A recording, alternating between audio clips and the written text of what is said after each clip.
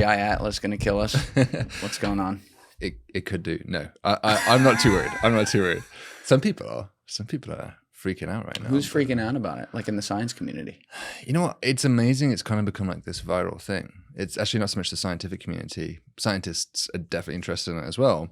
But this one's really broken through in terms of pop culture, right? You've got celebrities tweeting about Kim Kardashian was like tweeting about 3i Atlas the other day. So you've got, people are getting all over the world are getting really engaged about it. And it's kind of a double-edged sword. It's great because when people are talking about science, as a scientist, I'm always excited about that. But we'll get into it. But there's a lot of conflating information about it as well. And so some people are panicking that their lives are going to end, and other people, maybe the scientists, are more like, you guys maybe don't need to stress out too much. So there's a lot to say about this subject. All right, well, let's unpack it, because I know like Professor Avi Loeb has been going on some podcasts. I believe he just did Joe Rogan again to talk about this, and I haven't had a chance to listen to that and like what the overall take is. I've seen the cliff notes of it, like, oh, could it be something from another planet of another species or something? That's a little beyond me. But for people out there who don't know anything about this and just want a basic understanding, minus like a Kim Kardashian tweet, what are we referring to when we talk about 3i Atlas? Yeah, so 3i Atlas, 3i means third interstellar object. So we've detected 3 of them so far. The first one was Oumuamua, which is Hawaiian for messenger from afar. That was, I think, 2017, 2018. And then the second one, by the way, Oumuamua was the one that actually also had a bit of alien jazz about it, because you might remember, maybe you can pull it up, there was some beautiful artist impressions of it being cigar-shaped, and people were kind of freaking out about that. Like, why the hell does it look that way? Yeah, this guy over here. So the top left, for instance, you can kind of see. And this was in 2017 they discovered this? I think it was 2017. I mean, don't quote me exactly on that, but yeah, around 2017, a few years ago. And the shape, I mean, that's not a real photo. That is inferred. So we can't actually image it that beautifully. We can just see the light bouncing off it and reflecting. And so we can see the light going up and down, and you can kind of figure out what kind of shape it is. So it could either be a pancake, actually, or this. We're not sure which one it is. But either way, it's pretty weird. Now, what is the process to discovering something like that? Like, how did they come upon this? What did they use? So the way we look for asteroids and comets in the solar system, it's kind of hard because they move very quickly compared to planets, right? Planets are just dawdling along across the sky. So if you take an image, you're going to easily snap it. But these objects, they're moving so fast and they're pretty small. Obviously, this thing is only like a kilometer across or something. Only. Yeah. I mean, compared to Jupiter, that's very, very small, right? So it doesn't. There's hardly any light coming off it. If you look into the blackness of space and you've got a kilometer-sized rock that's a couple of AU away from you, that's hardly anything. So these things are. They're hard to detect, and so they move fast across the sky, and so you have to kind of see these trails. So you see, okay, here's my photo, and you'll notice that there's one dot that's basically going do across the sky. Okay, and you're like, that's not a planet. Planets don't move that fast. It must be something else. You try and track it, and then you can figure out an orbit. And so for these interstellar objects, there's 3 of them now that have been found. Oumuamua was the first, and there was 2i Borisov, which was very comet-like. Oumuamua was a bit weird. It looks more like an asteroid than a comet. Can you explain the difference for people out there? So a comet normally means it's icy. It's like a ball of, imagine like going skiing, picking up some snow, making a slush ball out of it, chucking in some dirt from the pavement and just mushing it together. That's kind of what a comet is. It's just a dirty snowball. And so when the comets get close to the sun, all that snow boils off and you get these beautiful tails and plumes coming off them. So they're really wonderful to see when you can catch them through a telescope. Whereas a rock doesn't do that. A rock just basically stays a rock. I mean, maybe it will break up, but usually, it stays together. And then the third object, 3i Atlas, is almost certainly comet-like as well. So we've had 2 comets. The last 2 and 3 are comets, and the first one was a rock. Oumuamua. And it was a little bit surprising when we first found them because it was predicted that they should be out there. So these are things which used to be around another star. So another solar system, light years away, was giving birth to planets. And during that chaotic process of giving birth to planets, there's lots of material kicking around. And some of that material can do a close passage of its Jupiter-like planets and get kind of ejected out like a particle accelerator, basically. Just get kind of swung out of the solar system altogether. And so there's presumably billions of rocks just wandering between the stars. And now and again, they will, by happenstance, happen to come close to our solar system and pass through, which is pretty wild. And when you predict how often that should happen, we didn't think we'd get anything for 10 years. We were like, maybe once every 10 years, we should get one of these things. And so in the last few years, we've had 3. That's partly because we're starting to get the telescopes that are more sensitive. But even with those more sensitive telescopes, we still didn't expect to get quite as many as we've seen. How can you even, this goes a little beyond my pay grade here. How can you even accurately or somewhat accurately predict how many you might see when you're talking about small objects, relatively speaking, compared to planets, as you say, that are coming from other solar systems that are light years away from us? It's a lot of guesswork, to be honest. I mean, you take a lot of our guessing is based off the solar system when it comes to this. We look at how many rocks we know are kicking around the solar system. You look at the asteroid belt. You look at, there's another asteroid belt further out called the Kuiper belt that's beyond Pluto. And so you look at, how much stuff do we have in our solar system?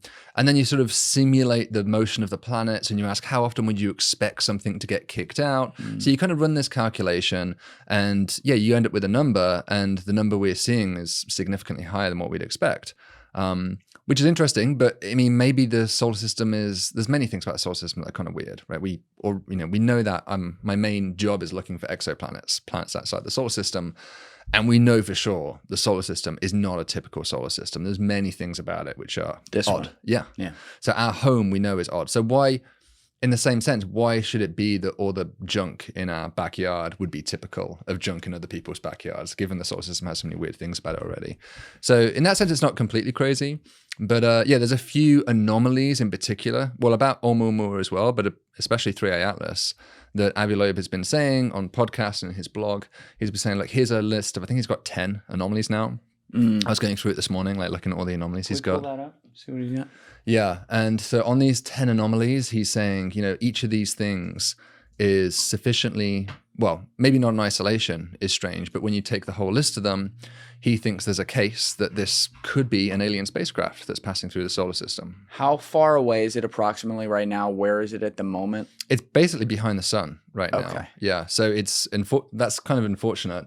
Is this the correct list? Yeah, this is one of my colleagues' debunking of the list, actually, which is kind of fun. So if you science on science crime, I like it. So he lists. If you scroll down, he actually lists the 10 anomalies here. So if we keep going down a little bit, yeah. So here's that list. Right, that list there.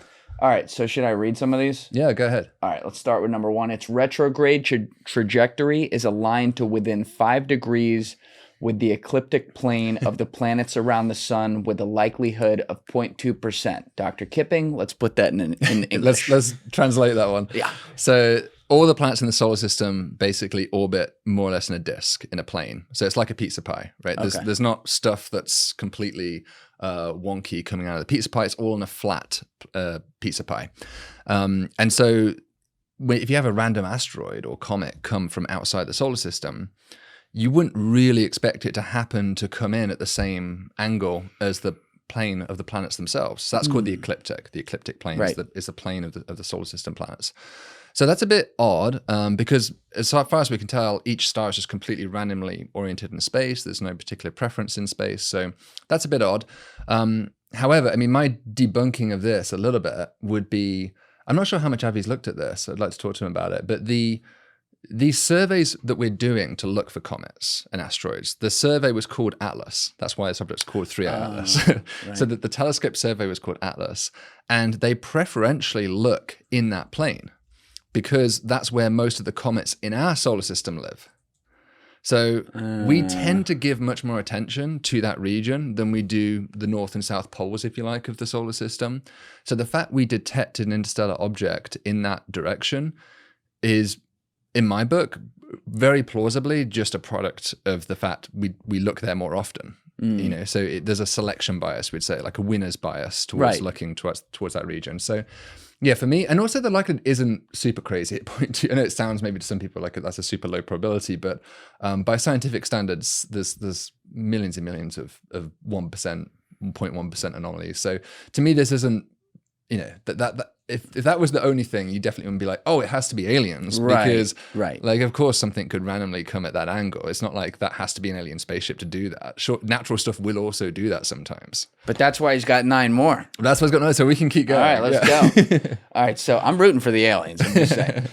During July and August 2025, it displayed a sunward jet anti-tail that is not an optical illusion from geometric perspective, unlike familiar comets. Yeah, so I actually had to do a little bit of research on this one because I have to say, to be clear, comets is not got my notes.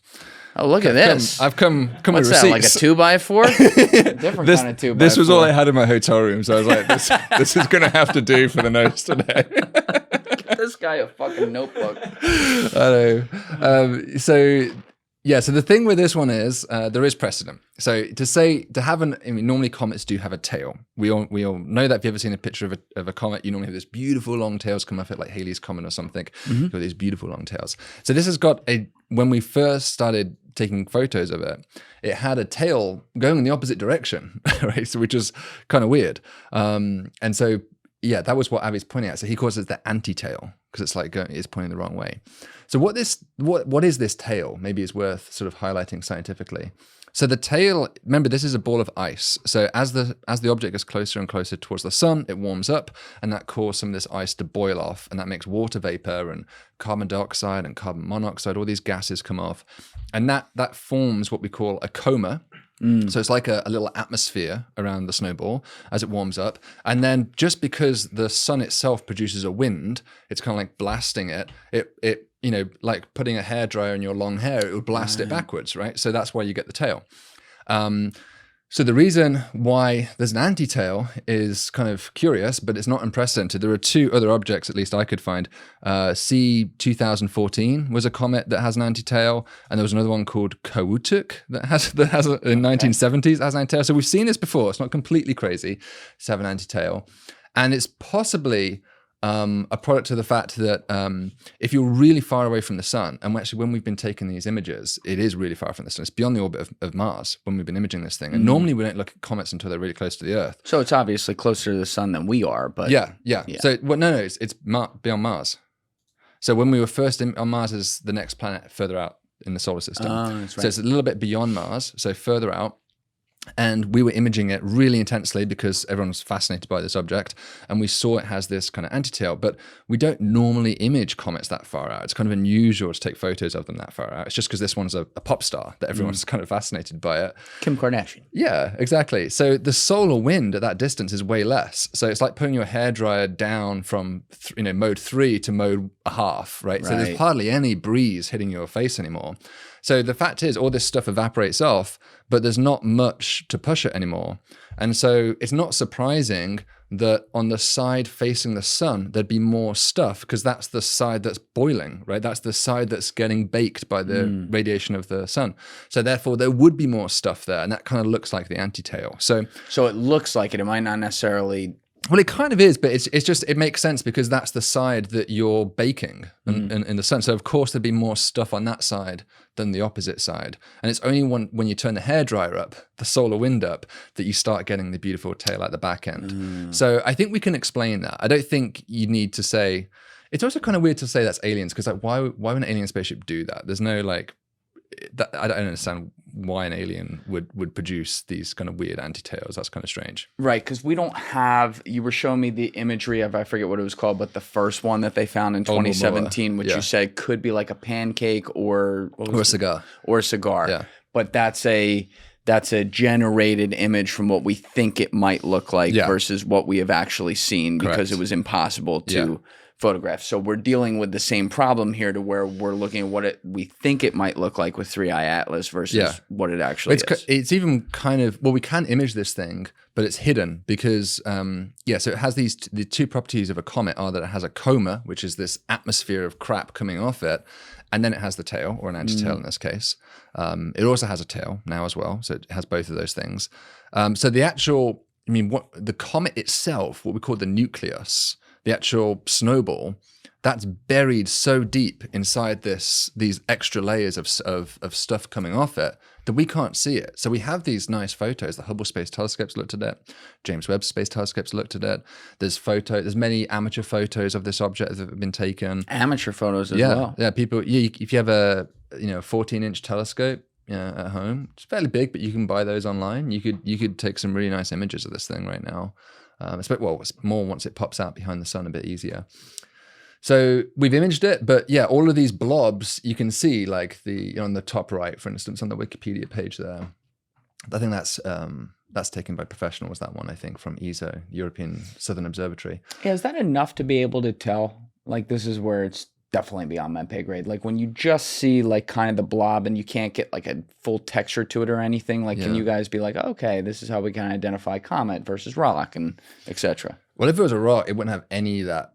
I mean, you can see the tail is pretty clear, and it's just gigantic. It's this huge cloud of gas that's coming off it, and you can even tell what that gas is made out of. So, if you take that light and you pass it, it's like white light, but you can pass it. White light contains all the colors of the rainbow, so you can pass it through a prism, and it splits it up. And then if you look at that light, you'll see there are some colors that are missing, and the colors that are missing are indicative of particular molecules which absorb those colors. So that's how it's called spectroscopy, and that's how we can.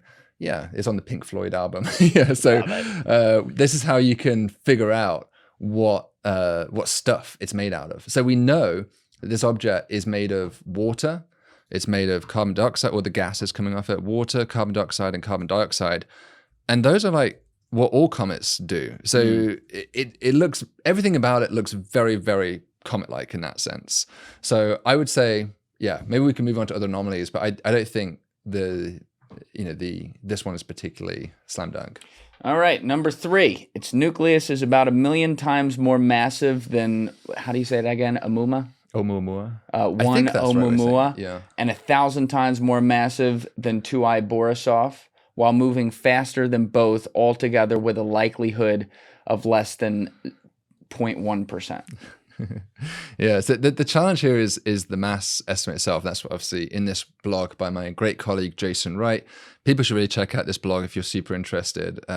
Just Google Jason Wright, Wright with a W, W-R-I-G-H-T. He's a professor at Penn State, and he's been providing the counterweight to Abby in popular discourse on this. So I'm glad to see this have some debate on this. Yeah. And he's pointing out that, this calculation is really difficult. Like, to weigh a comet is non-trivial, right? So the only way normally in astronomy we can weigh how heavy something is by gravity. That's what gravity does. Gravity is all about mass. So if you want to measure how heavy is Mars, let's say, you use the moons of Mars. The moons of Mars, Phobos and Deimos, go around and you see how far away are they from Mars and what is their orbital period. We do this calculation in my class for the students and for undergrads. So I won't put you through the pain of that calculation. I remember that one from physics, actually. Okay, good. Yeah. So you use Kepler's laws, and when you use Newton's version of Kepler's law of gravity, you can basically figure out the mass. So if there was something in orbit of this comet that you could also monitor, then you could get the mass of it. But without that, it's really difficult. It's not heavy enough to disturb the orbit of the Earth, right? It's this tiny snowball. It's not going to move the Earth. It doesn't have enough gravity to do that. It's not going to move the sun. It's not going to move any planet. So it doesn't really have any influence on the solar system gravitationally. So then how are you supposed to get the mass? So the way Avi's been trying to do it is to look at how much mass is it basically losing.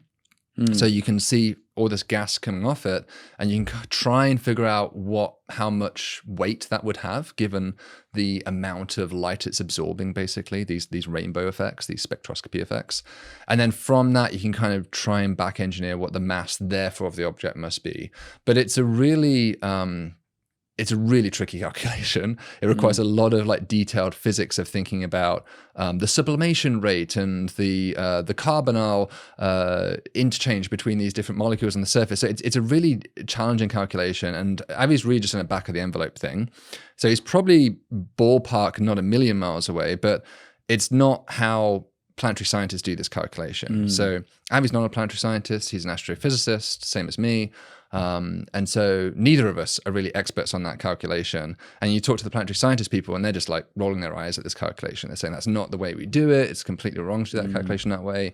And really, they just don't believe they know it's losing mass, but they just don't believe the mass calculation here is correct at all. So I think there's some debate here about the fact, right? So he's claiming this as a fact. It's a million times more massive than Oumuamua, and they're saying, hold on, we don't know that for sure. Like maybe it is, but we haven't established that. And some people are saying it's way less than that. It is crazy how the smallest differences, though, in weight and what the size of something, what that can mean and how it orbits, and then how it could affect like a planet. Like when people talk about like the end of the Earth, you could have a comet that's, I'm going to make up numbers, but instead of, 1,500 light years away, it's 1,400 light years away. And that's the difference between we live and we die. Yeah. You know? So when you get into these calculations, if he's going outside of his bounds on something like that, I guess that's 0.3 right there. Number 3 of the list of 10. Like, that can make all the difference in the world if he's like slightly wrong about that. It totally. And the reason why he's like pulling on this string, he doesn't explain it in that bullet point, but if you do this kind of calculation of, we talked about this calculation of what do you expect to be out there? Normally, even if you scale it up to correct for the fact we've seen more than we have, you'd still expect there to be more small stuff than big stuff. It's the same reason, like, if you kind of take a biscuit and you crumple it up, there's going to be more tiny crumbs than big chunks left over. And it's the same with rocks smashing into each other in solar systems. So there's going to be tons and tons of small stuff, hardly any big stuff. And so Avi's making the point that if this really is that big, it's too big. Like you shouldn't expect to see that every million years or so you'd get something that big pass through the solar system, and yet we've caught it within the span of like 3 or 4 years of looking for these things. So it would be so freakishly large that it basically means it can't be natural. Don't they also have estimates on how old this is, or like how far it goes back? Or am I thinking something else? Yeah, kind of by proxy. So this object is super old, most likely, but it is a statistical argument.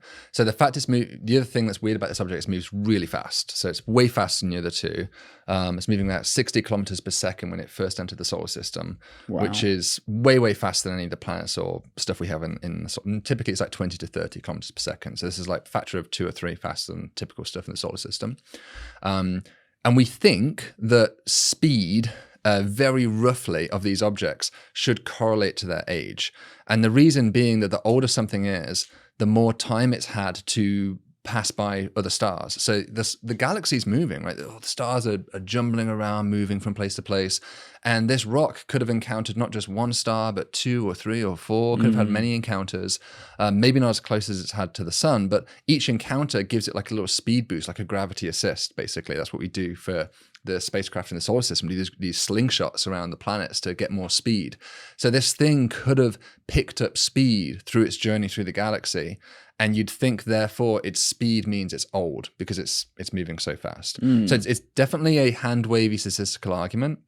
You can't say, it's exactly 8 billion years old, but it probably is about that old. So that means the solar system is 4.5 billion years old. It's older.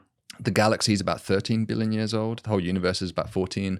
So it's over half the age of the universe in age, most likely. How do we know the age of the galaxy, approximately?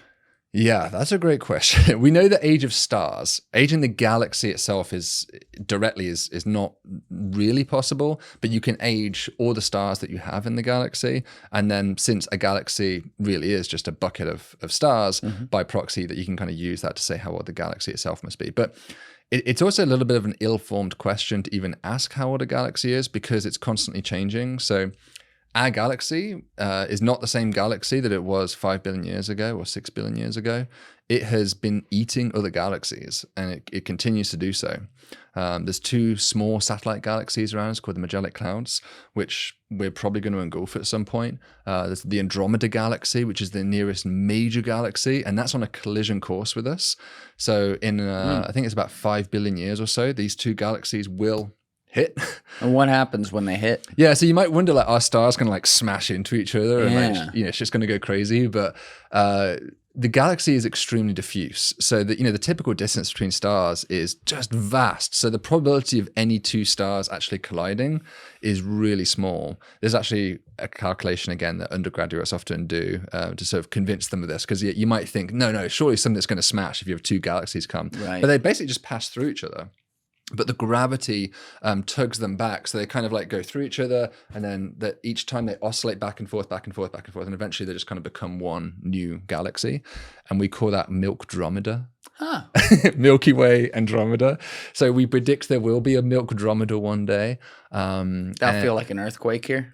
I don't think we'd even know. I mean, the sky would look spectacular because you'd literally see another freaking galaxy in the sky. Oh, wow. Being shredded to pieces, but we wouldn't feel anything. Oh, that's interesting. And we wouldn't be here anyway. I mean, this is 5 billion years in the future. But we're gone by then. Yeah. I mean, the sun won't last that long, to be honest. But anyone who is around then, it would be pretty awesome to witness. So yeah, aging galaxies is hard, but we do know that our galaxy is probably very mature, not too far off. You know, the seed of what became the Milky Way, the proto Milky Way, is of order of about the age of the universe almost. Yeah. And that, because it's interesting that you said, I believe it was like the galaxy's approximately, we estimate 13 billion years old, and then the universe itself is like 14 billion. Yeah, which, you know, a billion years is a lot, but when you look at like the percentage, like you're talking about something that's, you know, over 90% the age of the universe itself. That's pretty crazy because we don't even know how many galaxies there are out there. Yeah, I mean, we don't even know how big the universe is, right? The universe could be infinite as far as we can tell. We can see a certain distance, and we're just not sure. Maybe it just goes on and on and on forever. So we can count how many we can see in our local volume. It's really limited by the speed of light, right? So if the universe is 13.8 billion years old, you can only see something in principle that's 13.8 billion light years away. We can actually see a little bit further than that because space itself stretches. So because of that stretching of space, we can actually see out to about 45 billion light years away. But that light that we are seeing, this is what the James Webb Space Telescope's all about, is seeing light from literally the very first stars and galaxies that were being born in the universe.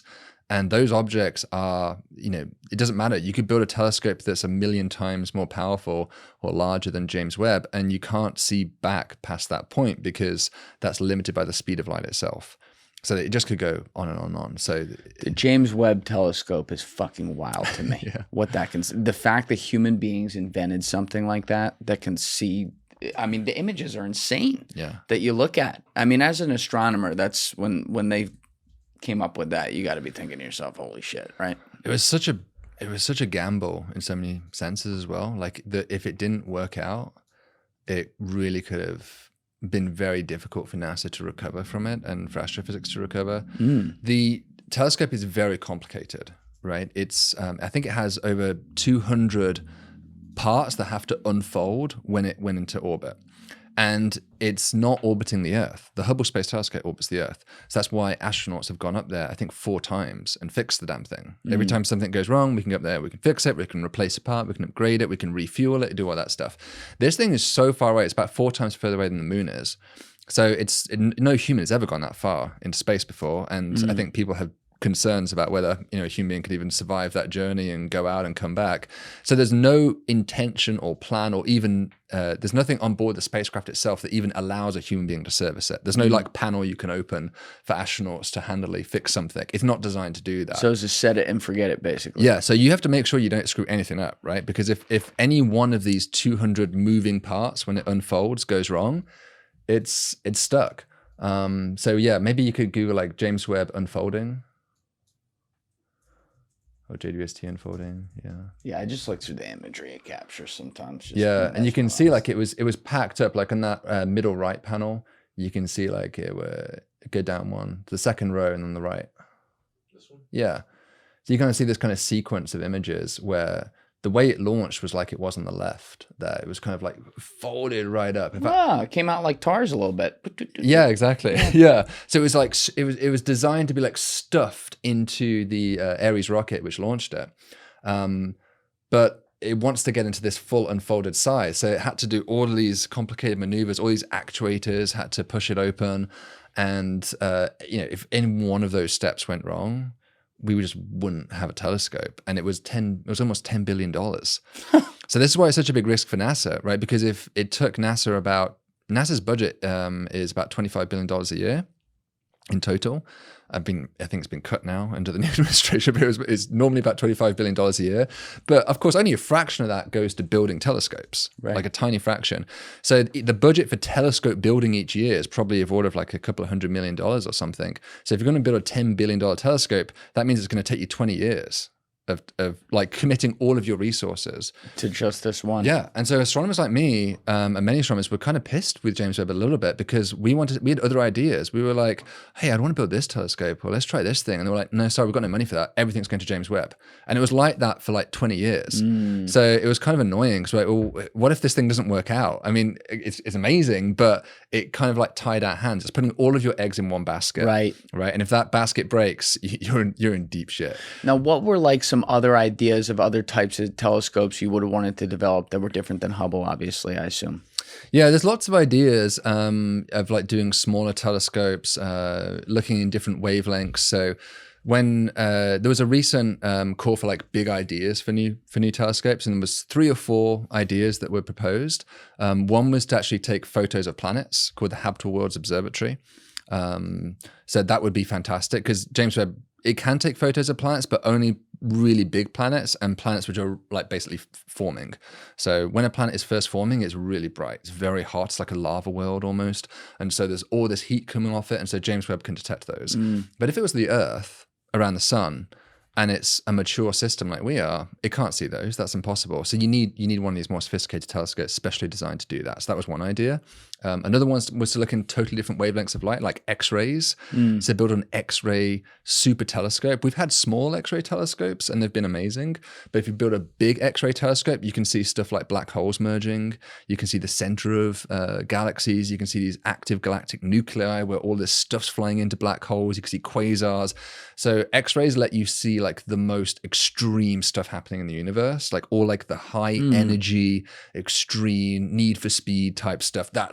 That's where, when the universe is on steroids, that's when you want to go to X-rays. You see all this wild stuff. Why happening. can that do it versus like the James Webb telescope can't do that kind of thing? It's to do with the wavelength of light that it looks at. So we see in visible light. So it goes from about 400 nanometers to about 700, 800 nanometers. That's a very narrow range. If you could see further into the red than we can, then you'd see the infrared. And that's what James Webb looks at. That's a longer wavelength of light. And so Einstein taught us, and quantum mechanics shows us that there's a very strong connection between the wavelength of light and the energy of the photon itself. So it's basically proportional. So the longer the wavelength, the less energy that photon is carrying.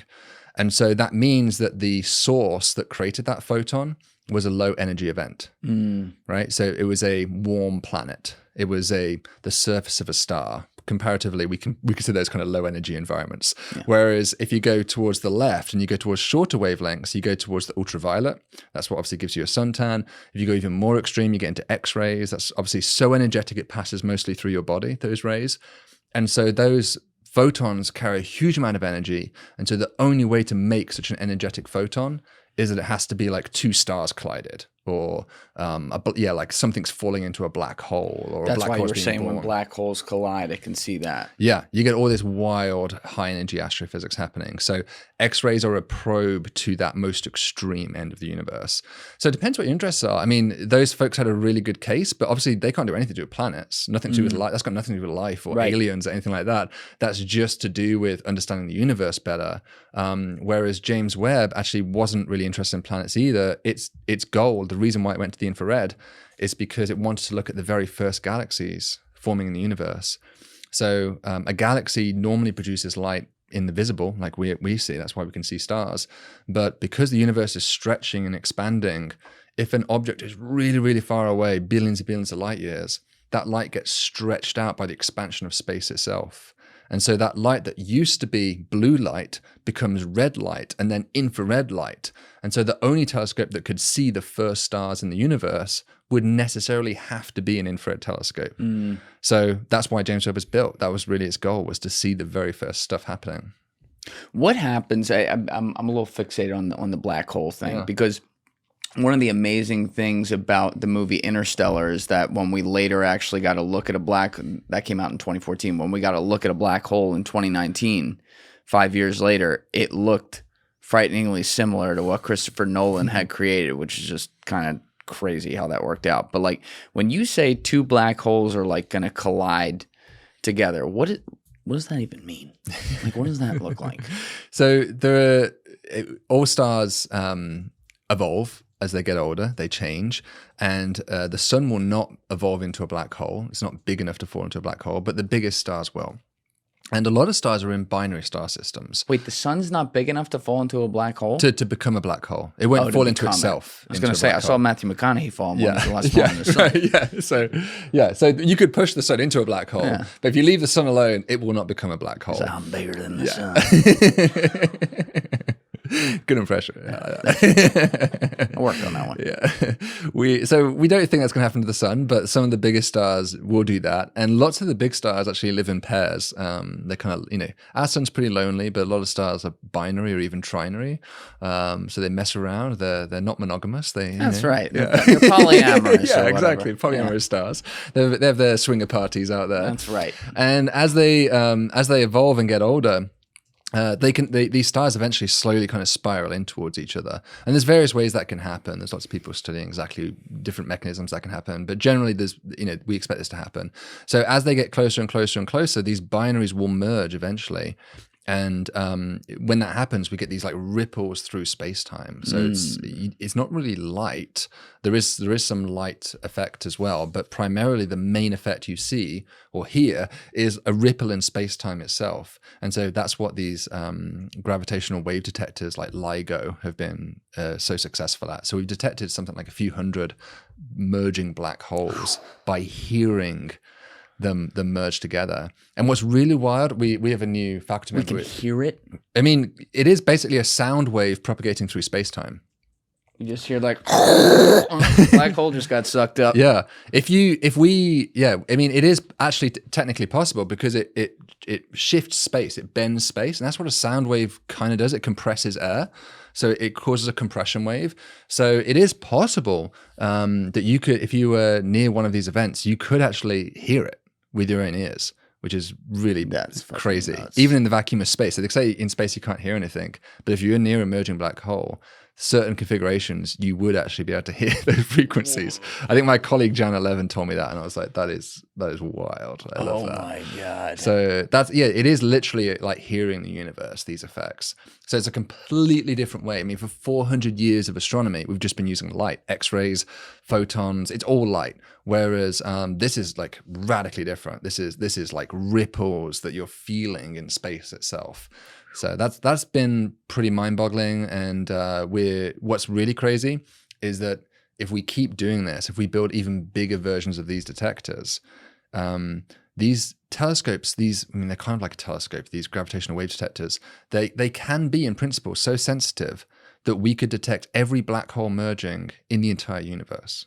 There wouldn't be a single black hole merger that we would not be able to detect. In the whole universe, when we don't even know the size of it? What I mean is the visible, the universe that light has time to reach us. Got it. Obviously, if light doesn't have, because gravitational waves also travel at the speed of light.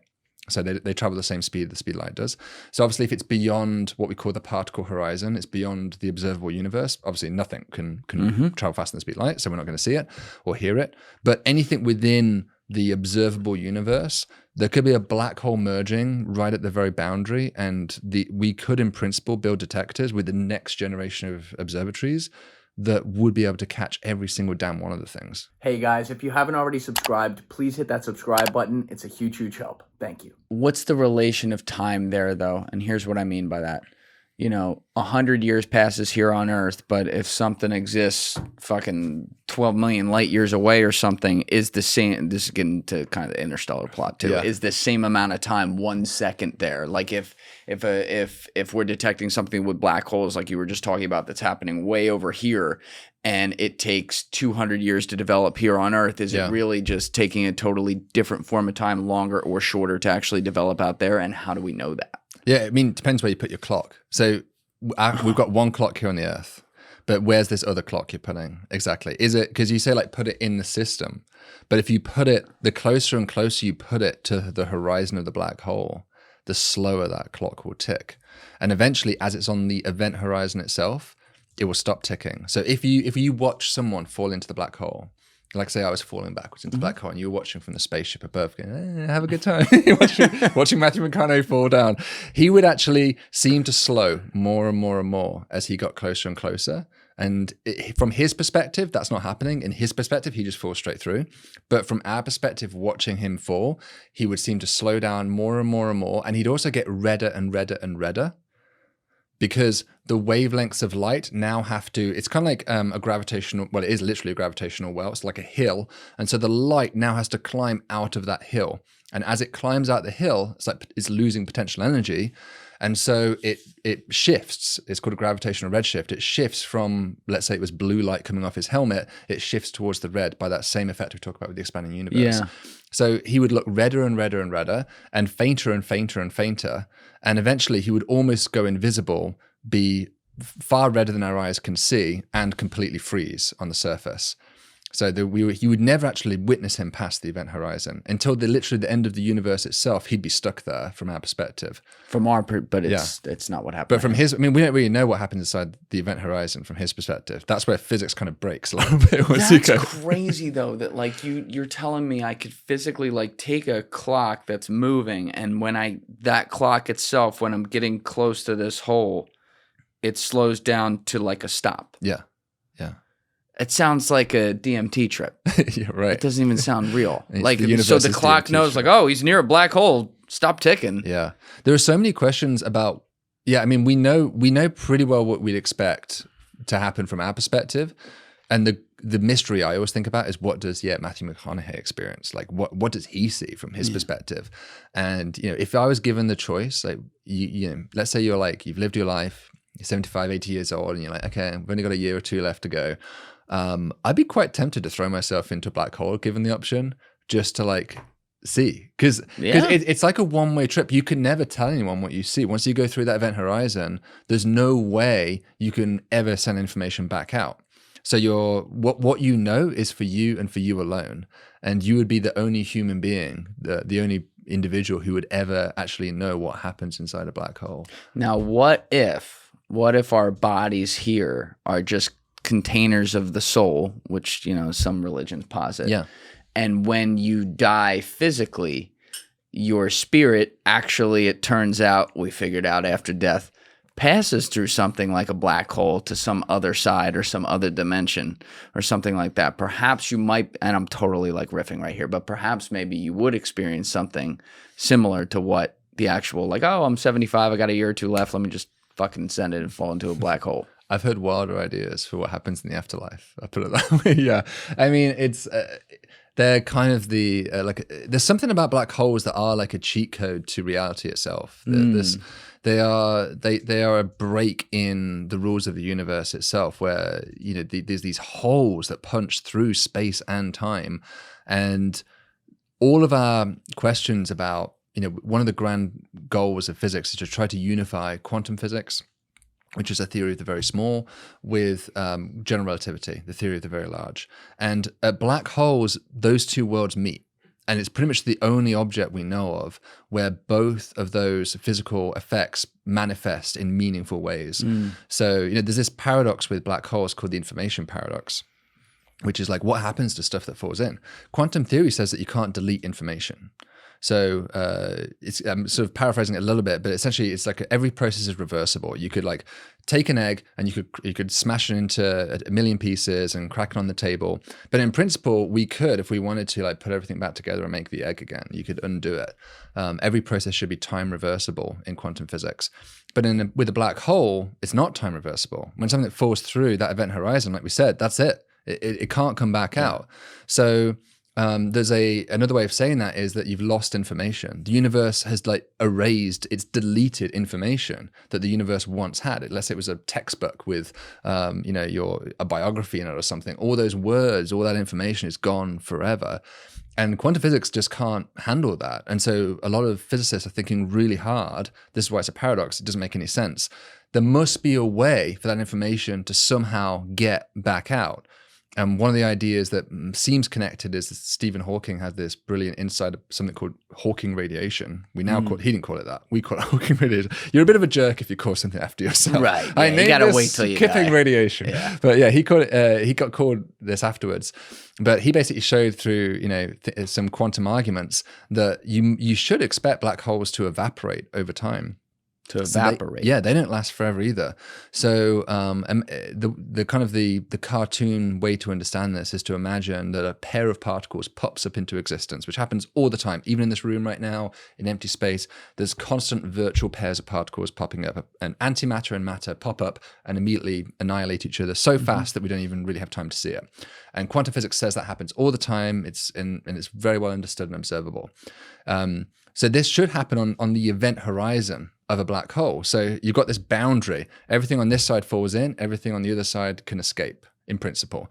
And a pair of particles could form right in that threshold. One of the guys falls in, and the other guy has the opportunity to potentially escape. And if it escapes, it is basically removing energy from the black hole, because that pair of particles was like a loan. It's like borrowing money from the bank, and so somehow now that dollar that you loaned has escaped, and so the black hole has to lose that dollar, has to decrease in its mass to accommodate for that. So this Hawking radiation effect causes black holes to very, very, very, very slowly lose mass and evaporate, which is interesting then from the perspective of what happens if you fell in. If time really does get massively distorted, you could in principle observe this speed up effect of seeing your own black hole that you're inside evaporate whilst you're in it and disappear. Is there also maybe I'm totally misinterpreting this with the example you just gave, but is there also like a Schrodinger's cat type idea there where there's two possibilities of what happens to the same person, meaning they fall in or they escape? Well, not exactly in this analogy, but you could imagine experiments like that. You could certainly imagine having you'd have to have some kind of random 50-50 quantum coin that's like, okay, 50% of the time, this rocket's going to blast you into the black hole, and 50% of the time you're going to stay inside this ship. And then you could have these quantum superpositions set up where you're both inside the black hole. And that's a really wild idea, actually. I've never heard of the Schrodinger cat thought of with black holes, but I could imagine having some fun thinking about the consequences of that. I don't know. I'm bringing the loop back to when I was talking with Michio Kaku a couple years ago. Yeah, he was blowing my mind with dimensions, and I'm wondering if there's like some sort of relation there, because he's like, we could sit in this room and turn the transistor this way and a dinosaur's there, or we could turn it this way and it's you and me.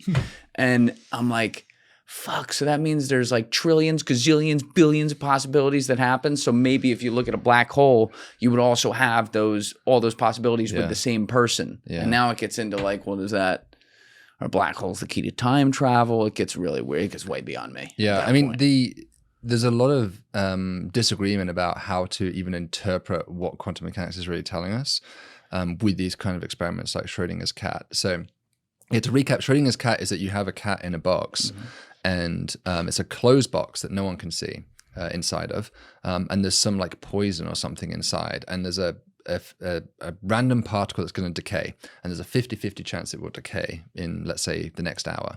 And if it decays, it will trigger this poison to release and kill the cat. And if it doesn't decay, the cat's alive.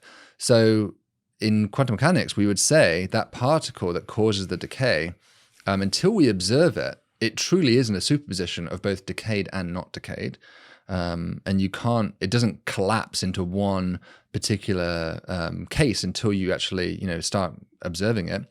And so therefore, by extension, shouldn't the cat also be both dead and alive? And so that's really mind-boggling to think about. And then you might say, what happens when someone opens the box and now the lab guy can see it and he's like, okay, the cat's alive. But then you could also say, well, the room that he's in, there's now two versions of that room, one where he opened it and saw the cat, and one where he didn't. And so then this kind of like bubble of reality kind of expands across the universe. And so, causally, it just goes out and out and out. And so there is a view that Sean Carroll often holds this view, the whole universe itself is in a giant superposition of all of these different states. And this kind of lends itself a little bit towards a view called the multi-world, multiverse Everettian view. There was a physicist called Hugh Everett that put this worldview forward, the many worlds hypothesis. And it's kind of like Sliding Doors, that movie where like if you miss the train and don't miss the train, both of those things actually do happen. And all of these realities are playing out side by side. So there's essentially almost an infinite number of you and me having this conversation in just kind of different quantum realities that we can't interfere with in any way. just in one 3-hour conversation, think about all the possibilities of like the first sentence, you say this word instead of that word. Yeah. And then in the next iteration, it's like, well, the second sentence is not, Yeah. you know, there's just the number of possibilities just rapidly balloons. So the weirdest thing I've ever heard about this, it kind of creates a philosophical problem called the quantum suicide experiment. Quantum suicide experiment. Yeah. Maybe a better name for it is quantum immortality. I think some I like suicide. It's good. Yeah, suicide. Sometimes like people suicide, get a bit upset about it, but the idea is, imagine you took like a revolver, and you'd have to be pretty pathological to do this. I do not recommend anyone try this experiment. Don't do this at home. There's a good chance this is wrong. But if you follow the quantum physics forward and you believe in this Everettian view of the universe, if you tried to shoot yourself with a gun in the head, then there is a chance that gun will not, will malfunction or something. Something will go wrong with it. Do not try this at home. Yeah, do not try that at home. Or stand in front of, stand on the road and a truck's about to hit you or something. There's a small chance that truck will get a pop tire and miss you, like in kind of Final Destination type universes, right? There's like all these like weird things that can happen where you actually miraculously survive this situation. So there's millions and millions of views, and 99.9999% of them get killed in this experiment. But there's a tiny, tiny fraction of them that miraculously survive. And the idea is like, what is conscious experience? Conscious experience is a continuous flow of reality from moment to moment, and so you can never observe being dead. You can't be one of those dead things because there's nothing to observe. And quantum observation is all about someone there to observe it. So you can only observe yourself as one of these live individuals. So the idea is that you could, take this revolver and do this like 3 or 4 times in a row, and you would survive. And if you did that, you could prove to yourself that this theory was correct, because the probability was so tiny, it would just be miraculous. But in the the reason why we don't know of anyone who's ever done this is because the vast majority of these universes, you would die. Right. So if your friend said, I'm going to try this experiment, he's just going to kill himself. That's what's in our reality. But in his conscious version of reality, he wouldn't see that, and he would continue to experience life. So he just keeps going. And then you can apply this also to aging. So, if you die by, getting cancer, or you just die because your heart stops when you get old or something, again, there's a small chance that heart keeps beating another beat.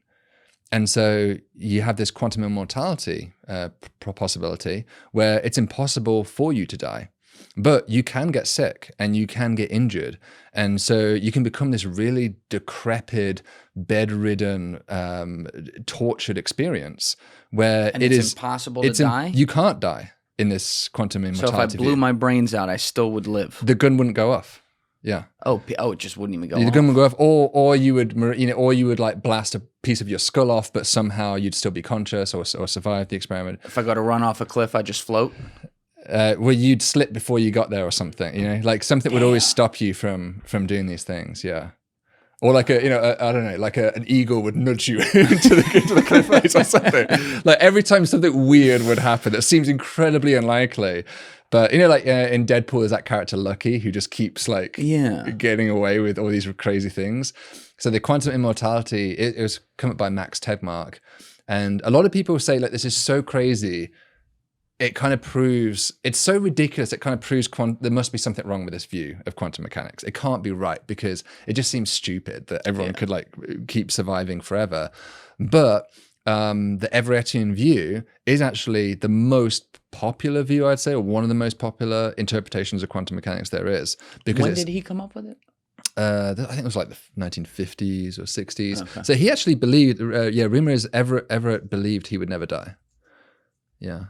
Like die according to our laws of dying, or in his reality he would never die. Okay. So obviously we would observe him die because we live in a different dimension in a sense to him, but in his dimension he would continue to live forever. But it's not a pleasant thing, right? To be, it sounds great at first, but it's like a deal with the devil, because then like you don't really want to live forever decrepit and unable to do anything. Yeah, that's a strange thing thinking about life. I was talking about like the concept of heaven with someone the other day, and why I actually think, something like reincarnation could really make sense, because it sounds awesome to go somewhere in the sky for all of eternity after a quick trip here. You do a good job, and then you get there and, You can fucking eat chocolate and never get fat. You run a 4-0-40, no problem. You're all around people you love. You drink, you get drunk, and you're never hungover. Like, it sounds amazing. Yeah. But it's all good. Yeah. And then you don't have, there's no like, maybe you're just totally enlightened at that point, but there's no like struggle. There's nothing to make the good stand out from the bad. So the idea of doing that infinitely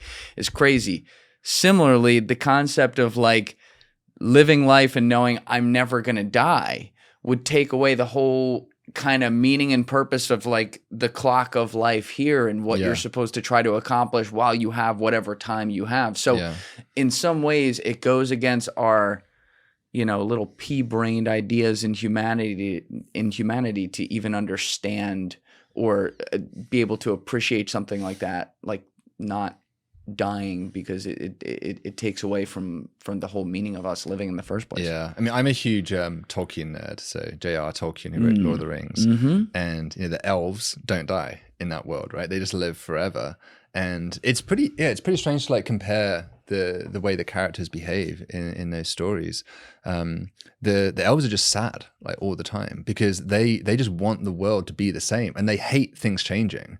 Like when the seasons come and the world, you know, the evolution of the mountains and see the rivers change, humans emerge, all this kind of stuff. They hate all that. They just want things to be this, like, just keep it the way I'm used to it. And eventually becomes like a really kind of tragic existence to have this prolonged life. And eventually, they do kind of go to like a heaven essentially in the story, which is Valar. But the humans have much more impetus about them. They're like, hey, I've only got 100 years. I need to get this shit going. Like, I'm not just going to sit around messing around. I do wonder though, because you know, there's people like what's his name? Brian Johnson. Thank you. Who's trying to extend his life significantly. You see him take a mushroom trip the other day? Really? Yeah. Oh. Yeah, he's trying to live a little bit. Okay. I'm glad to see him pushing the boat out a little bit on that side. Yeah, that's good for him. I do think it's interesting, like, what would happen if we lived, maybe not forever, but 500 years? How would human perspective change about things like climate change? You know, a lot of folks are like, I don't give a shit about climate change because it's not going to happen for another like 200 years before the world's screwed over. So why should I give a shit about it? Right. If we live for 500 years, that's now like poisoning your back garden in your, you know, in your relatively short-term timescale, right? It's like, why would you invest in your retirement fund? It's because, sure, it's a few decades away, but you know you're going to live it. You're going to experience being retired one day. So you want to put some money in your 401k because that's going to happen. So in the same sense, like if you live for 500 years, I wonder if as a society, we might mature a lot and think, you know, I think we're so short-term focused as a society. That's interesting. A longer-term view might actually be really beneficial. Yeah, but you're also talking about like a middle ground there too. It's not like we're going to be immortal for fucking, you know, a million years or something. But, if you lived 500 years, you'd think a little bit more about the timeline in front of you.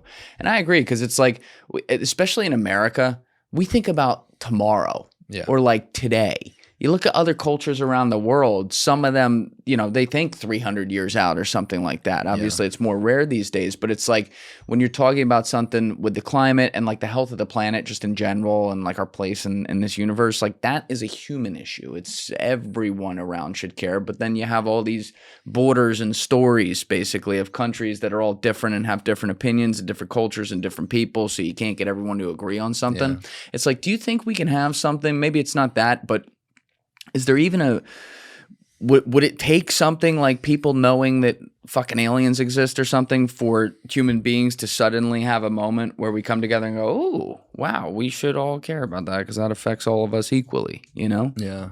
I was talking about this when I was on Joe's podcast as well, because there's like a double-edged nature to humanity, right? That we're competitive and tribal with each other. And that's to a fault in a way, right? Because sometimes being so tribal and wanting the other team to lose is not net good for humanity, right? Wanting to destroy your enemy, especially if it's like in you know, sports or something, we often get like so worked up about wanting to crush your opponent. And that's very human that we feel that way. But if we act that way in society, you're just making other people's experience worse, and those people could go on to do great things. So it's net bad for humanity, I would say. But being competitive also drives us to be better, right? So if you're competing in the Olympics against some super fast swimmer, you're going to train extra hard to try and get to the top of your game. So Yeah, I do kind of wonder with alien civilizations, if they don't have that tribalism that we have, that competitivism, maybe they never become technological because they're just not driven to sort of the peaks of what's possible. And if they are competitive and tribal, maybe their fate is to ultimately destroy themselves, because that seems like a distinct possibility, at least for humanity, that we could end up in some kind of giant World War III or something one day. Yeah. So it might be like a double-edged sword, that the only way to become advanced is the same way which ultimately limits your lifetime. Haven't already subscribed, please subscribe and hit the like button on this video. It is a huge help. And if you'd like to check out this clip's full podcast episode, that link is in the description below or right here. And finally, you can follow me on Instagram and X by using the links in my description below.